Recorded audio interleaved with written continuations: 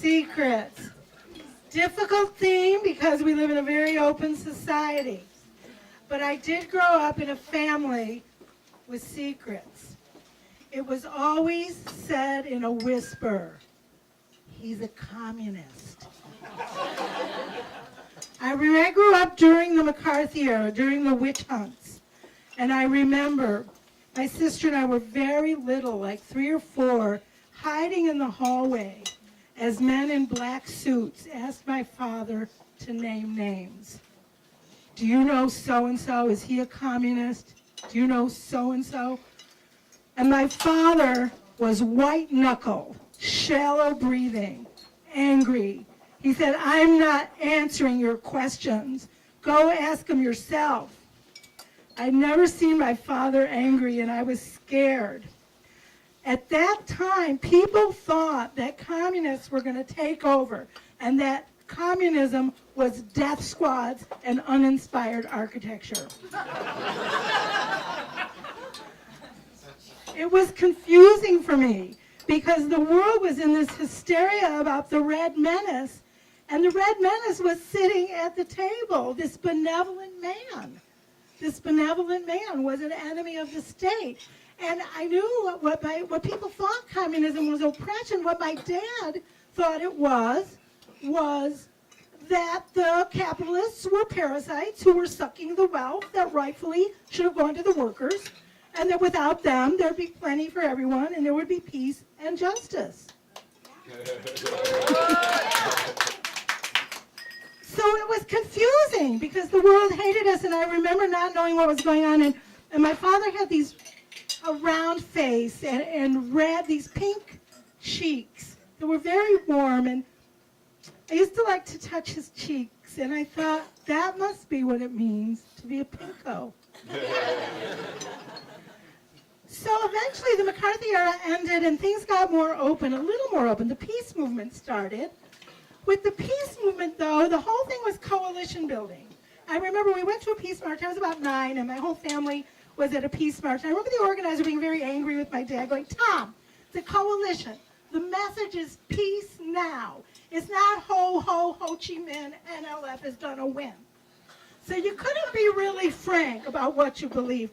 And as things went on, there were a lot of secrets. You guys, a lot of you were too young to remember the 60s, but do you remember the Weathermen? And then they became the Weather Underground, and they were in hiding. Well, I know where they were because my father sent us to this communist summer camp, and the weather people showed up as our counselors. True. And it was a weird summer camp. Like, we didn't do archery or horseback riding. We did organic gardening and read from the Little Red Book. But but they taught us how to build a sauna where you heated rocks and poured water, and you'd run in the lake. And so we were all like running around naked that whole summer, and that was how that was. So what made it difficult though was, how do you rebel? Like, when you're a teenager, it's your job to rebel, right? Hakuna, circle of life. How do you break the rules when there are no rules? I mean, there were, like, you don't eat grapes and lettuce, farm worker. But, how rebellious is that to have a salad? How is that a line in the sand? Like, I couldn't run away and be a hippie because my father took us to Haight-Ashbury. I was 12. He was hanging out in the coffee shop listening to Phil Oakes, and my sister and I were running around unsupervised in Golden Gate Park. How do you rebel? But eventually, I did find a way. And what had happened was I was 17, and I wasn't digging school at all. And so I dropped out of high school. A lot of people don't know that. I did not have a high school diploma. I have a master's degree, so they never asked me about it.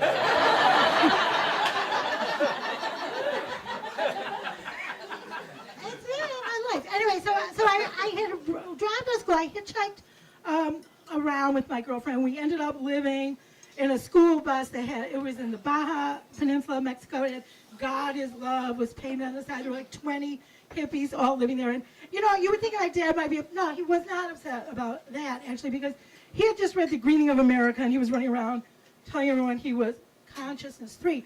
But we were on this bus, and we believed that we didn't use the word I because we were all part. We're all part of something. So and so I kind of got tired of it because I wanted my full component of pronouns. So I left and eventually got into college with special program then.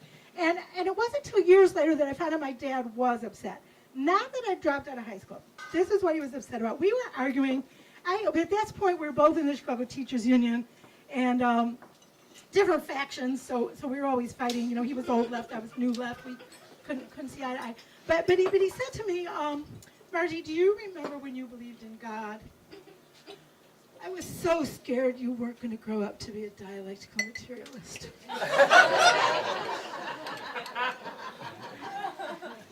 So what I want to talk about is that things have changed since then, and it's not quite as secretive. Like remember the kids in Zuccotti Park and talking about the 1%. I mean, though they were talking about the capitalists, they weren't hiding. They were sitting there, and they were open, and my dad would have been very happy about that. And I went to the climate march last fall. Did anybody go to New York? 400,000 people, and they're carrying signs, capitalism kills. I mean, they weren't hiding. It was out in the open. So I'm going to tell one last story about my dad, because shortly he was already in his 70s, and he'd gone to a pancake breakfast of the Independent Voters of Illinois. We're from Chicago.